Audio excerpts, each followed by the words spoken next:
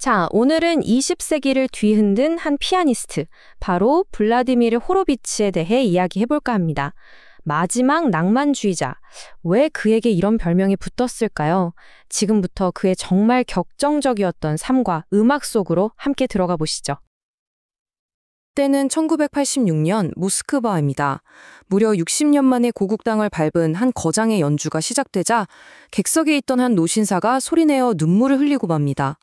아니 대체 피아노 연주 하나에 어떤 힘이 있길래 사람의 마음을 이렇게까지 뒤흔들 수 있는 걸까요? 네, 바로 그 질문. 도대체 무엇이 그의 음악에 그토록 강력한 힘을 주었을까? 오늘 우리가 파헤쳐볼 미스테리입니다. 한번 같이 풀어보죠. 자, 호로비츠를 이해하기 위한 첫 번째 열쇠. 바로 마지막 낭만주의자라는 그의 별명에서 시작해 볼게요. 이 별명에 모든 게 담겨 있다고 해도 과언이 아닌데요. 그의 그 독특하고 뭐랄까 지극히 감성적인 스타일. 과연 그게 뭐였을까요? 그런데 말이죠. 이런 독특한 스타일은 대체 어디서 온 걸까요? 그 뿌리를 찾아가려면요. 우리는 시간을 거슬러 올라가야 합니다. 바로 20세기 초 혁명의 불길이 모든 걸 삼키던 러시아로 말이죠. 호로비츠는요, 1903년 키예프의 아주 부유한 집안에서 태어난, 타고난 음악 신동이었어요. 10살 때 이미 당대 최고의 작곡가였던 스크리아빈이 이 아이는 엄청난 재능이라고 극찬할 정도였으니까요. 원래는 작곡가가 되고 싶어였대요. 그런데 러시아 혁명이 그의 인생을 송두리째 바꿔놓습니다. 집안이 완전히 몰락해버린 거죠. 결국 그는 살아남기 위해, 생존을 위해 피아니스트가 되어야만 했습니다. 그러니까 그의 초기 커리어는요, 무슨 명예나 명성을 위한 게 아니었어요. 정말 말 그대로 살아남기 위한 투쟁이었죠. 당시 내전으로 혼란했던 러시아에서는 연주에 끌라고 받는 돈이 아니라 빵 한 조각, 버터, 초콜릿이었다고 합니다. 예술이 곧 밥벌이였던 거죠. 이런 혹독한 현실이 과연 그의 음악을 어떻게 빚어냈을까요?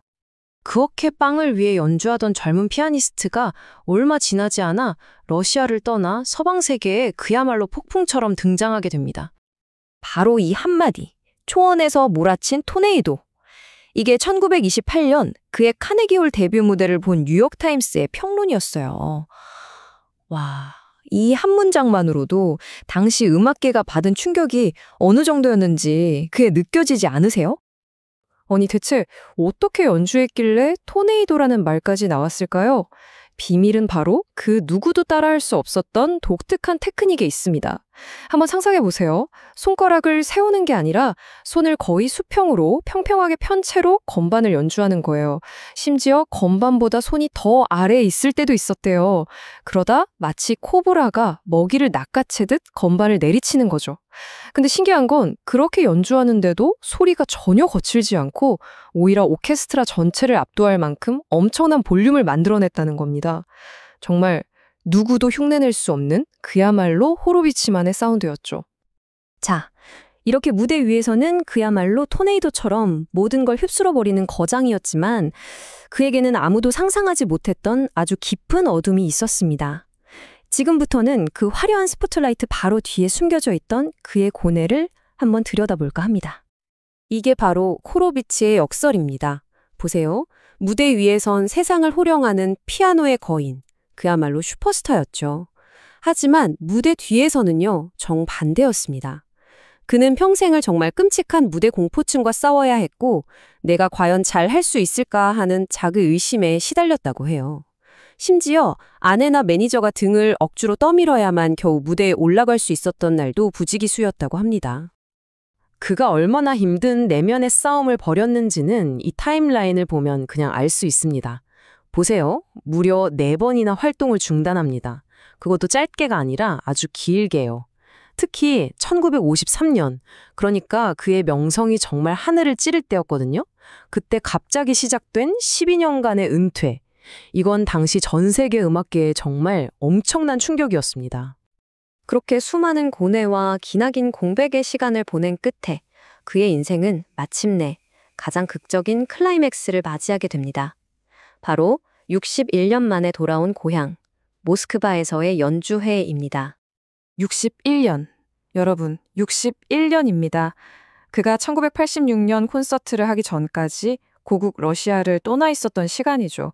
한 사람의 인생 거의 전부라고 할 수 있는 이 긴 세월, 이 숫자가 그의 귀환에 얼마나 엄청난 무게감을 더하는지 상상만 해도 가슴이 뭉클해지죠.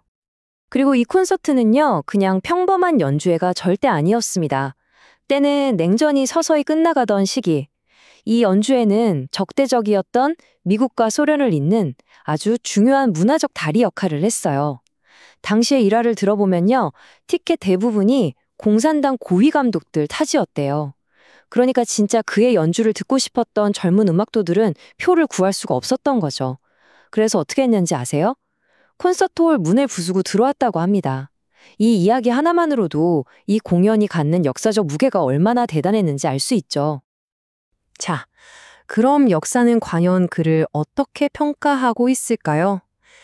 그가 남긴 유산은 사실 굉장히 복합적이고 또 논쟁적이기도 합니다. 지금부터는 바로 그 지점을 파고들면서 무엇이 그를 단순한 피아니스트가 아닌 전설로 만들었는지 한번 살펴보겠습니다.